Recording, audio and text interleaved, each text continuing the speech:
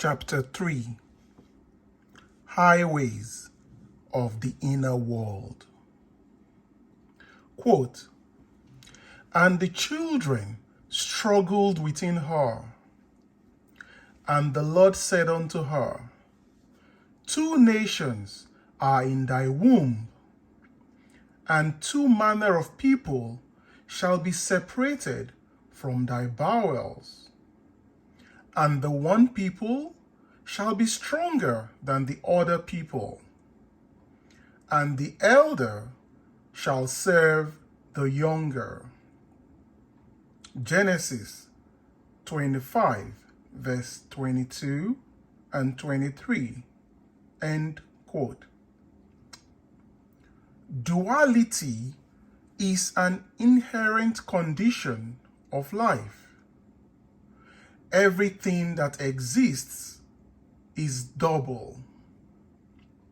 Man is a dual creature with contrary principles embedded in his nature. They war within him and present attitudes to life which are antagonistic. This conflict is the eternal enterprise, the war in heaven, the never-ending struggle of the younger or inner man of imagination to assert his supremacy over the elder or outer man of sense. The first shall be the last, and the last shall be first. Matthew 19, verse 30. He it is who, coming after me, is preferred before me. John 1, verse 27. Quote, "The second man is the Lord from heaven." 1 Corinthians 15, verse 47. End quote. Man begins to awake to the imaginative life the moment he feels the presence of another being in himself. Quote, "In your limbs lie nations twain, rival races from their birth. One the mastery shall gain, the younger over the elder reign." There are two distinct centers of thought or outlook on the world possessed by every man. The Bible speaks of these two outlooks as natural and spiritual. Quote, "The natural man receiveth not the things of the Spirit of God, for they are foolishness unto him, neither can he know them, because they are spiritually discerned." 1 Corinthians 2, verse 14. End quote. Man's inner body is as real in the world of subjective experience as his outer body is real in the world of external realities. But the inner body expresses a more fundamental part of reality. This existing inner body of man must be consciously exercised and directed. The inner world of thought and feeling to which the inner body is attuned has its real structure and exists in its own higher space. There are two kinds of movement. One that is according to the inner body, and another that is according to the outer body. The movement which is according to the inner body is causal,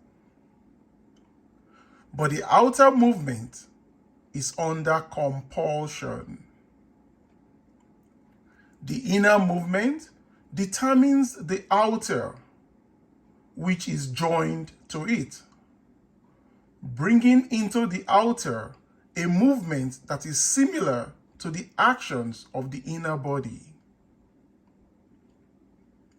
Inner movement is the force by which all events are brought to pass. Outer movement is subject to the compulsion applied to it by the movement of the inner body. Whenever the actions of the inner body match the actions which the outer must take to appease desire, that desire will be realized. Construct mentally a drama which implies that your desire is realized, and make it one which involves movement of self. Now, immobilize your outer physical self. Act precisely as though you were going to take a nap, and start the predetermined action in imagination. A vivid representation of the action is the beginning of that action. A vivid representation of the action is the beginning of that action. Then, as you are falling asleep, consciously imagine yourself into the scene, the vivid scene that you have prepared as a representation of what you would do were your desire realized. The length of the sleep is not important. A short nap is sufficient, but carrying the action into sleep thickens fancy into fact. At first, your thoughts may be like rambling sheep that have no shepherd. Don't despair. Should your attention stray 70 times 7, bring it back 70 times 7 to its predetermined cause until from sheer exhaustion it follows the appointed path. The inner journey must never be without direction. When you take the inner road, it is to do what you did mentally before you started. You go from the prize you have already seen and accepted. That is, you see yourself in the end and act from the premises of fulfilled desire. In The Road to Xanadu, Professor John Livingston Lowes says, quote, "But I have long had the feeling, which this study had matured to a conviction, that fancy and imagination are not two powers at all, but one. The valid distinction which exists between them lies not in the materials with which they operate, but in the degree of intensity of the operant power itself. Working at high tension, the imaginative energy assimilates and transmutes. Keyed low, the same energy aggregates and yokes together those images which at its highest pitch it merges indissolubly into one. End of quote. Fancy assembles, imagination fuses. Here is a practical application of this theory. A year ago, a blind girl living in the city of San Francisco found herself confronted with a transportation problem. A rerouting of buses forced her to make 3 transfers between her home and her office. This lengthened a trip from 15 minutes to 2 hours and 15 minutes. She thought seriously about this problem and came to the decision that a car was the solution. She knew that she could not drive a car, but felt that she could be driven in one. Putting this theory to the test, quote, whenever the actions of the inner self correspond to the actions which the outer physical self must take to appease desire, that desire will be realized, end quote. She said to herself, I will sit here and imagine that I am being driven to my office. Sitting in her living room, she began to imagine herself seated in a car. She felt the rhythm of the motor. She imagined that she smelled the odor of gasoline, felt the motion of the car, touched the sleeve of the driver, and felt that the driver was a man. She felt the car stop and, turning to her companion, said, quote, thank you very much, sir, end quote. To which he replied, quote, the pleasure is all mine, end quote. Then he stepped from the car and heard the door snap shut as she closed it.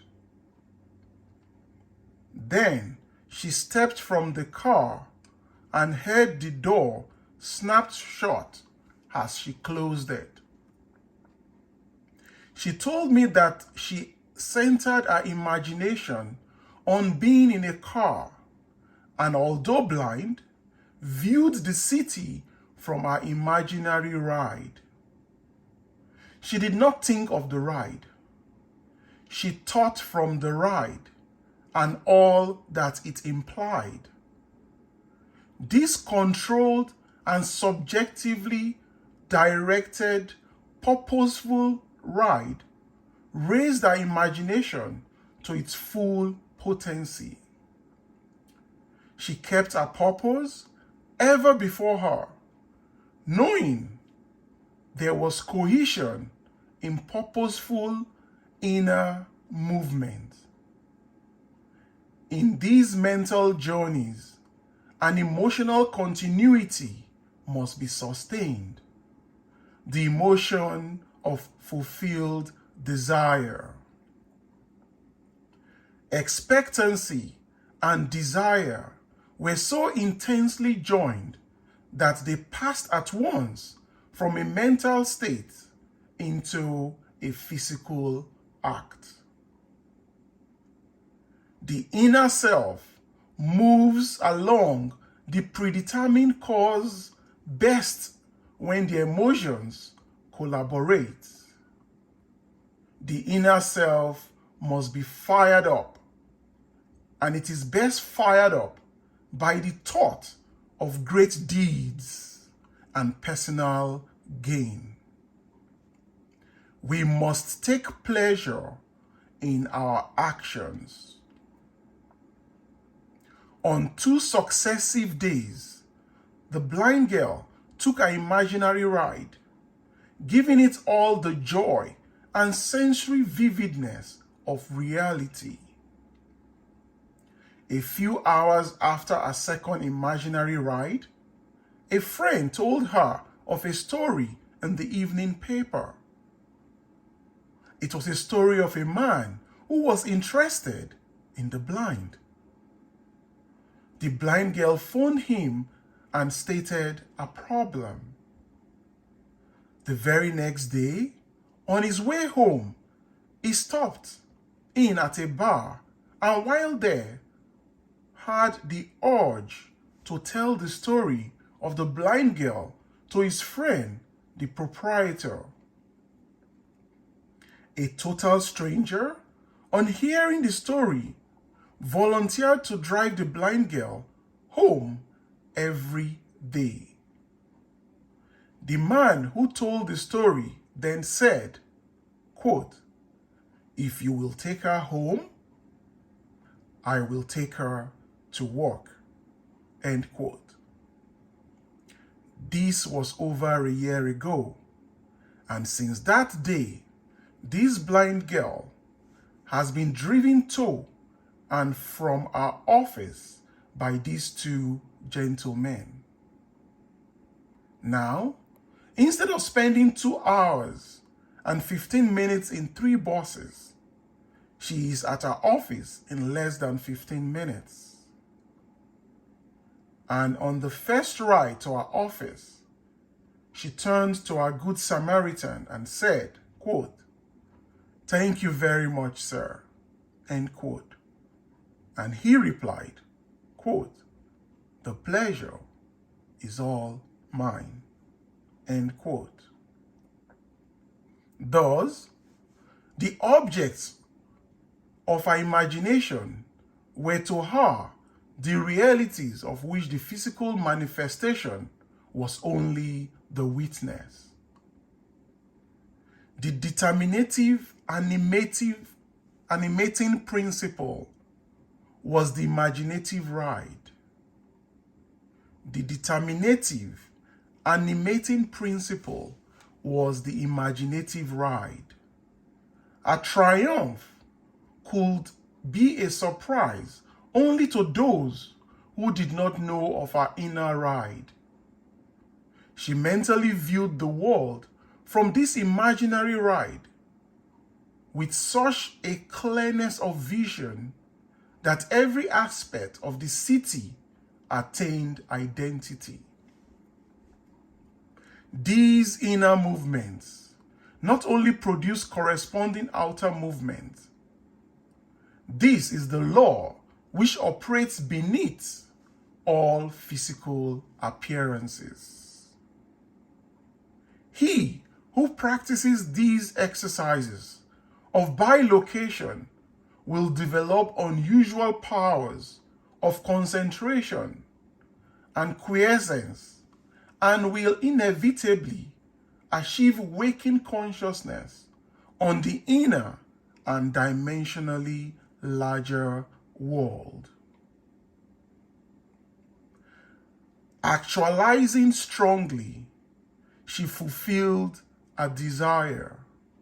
For, viewing the city from the feeling of her wish fulfilled, she matched the state desired and granted that to herself which sleeping men ask of God. To realize your desire, an action must start in your imagination.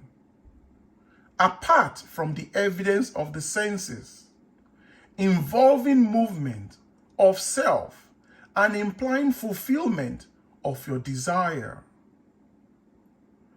Whenever it is the action which the outer self takes to appease desire, that desire will be realized. The movement of every physical object is caused not by things outside the body, but by things within it, which operate from within outward. The movement of every visible object is caused not by things outside the body, but by things within it, which operate from within outward. The journey is in yourself. The journey is in yourself. You travel along the highways of the inner world. Without inner movement, it is impossible to bring forth anything. Inner action is introverted sensation. If you will construct mentally a drama which implies that you have realized your objective, then close your eyes and drop your thoughts inwards, centering your imagination all the while in the predetermined action, and partake in that action. You will become a self-determined being. Inner action orders all things according to the nature of itself. Inner action orders all things according to the nature of itself. Try it and see whether a desirable ideal, once formulated, is possible. For only by this process of experiment can you realize your potentialities. Try it. It is thus that this creative principle is being realized. So the clue to purposeful living is to center your imagination in the action and feeling of fulfilled desire. With such awareness, such sensitiveness, that you initiate and experience movement upon the inner world. Ideas only act if they are felt, if they awaken inner movement. Inner movement is conditioned by self-motivation. Outer movement by compulsion. Whenever, quote, wherever the sole of your foot shall tread, the same give I unto you. Joshua 1 verse 3, end quote. And remember, quote, the Lord thy God in the midst of thee is mighty. Zephaniah chapter 3 verse 17, end quote. End of chapter.